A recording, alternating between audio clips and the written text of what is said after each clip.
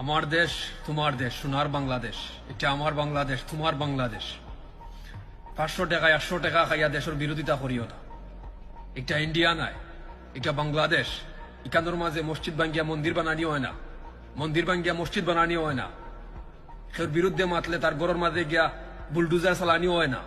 নিজের দেশও লাগে, নিজের সবসময় তৈয়ার রাখিও। তুমি বাংলাদেশের হইয়া তুমি যদি আরেক দেশের গুণগান গাও, আরেক দেশের পক্ষে মাথো, তাহলে তুমি নম্বর 1 দেশদ্রোহী। আর এই কলকাতার দালাল মিডিয়া তোমরা হইরাও।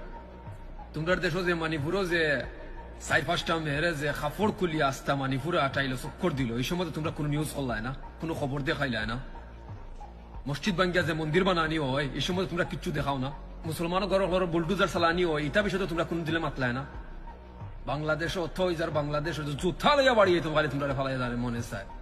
কলকাতার যতটা দালাল মিডিয়া আছে না তোমরা থাকি যারা দেহ ব্যবসা করে না, এটা বহুত ভালো আছে। দালালের ঘরে দালাল হলতো না।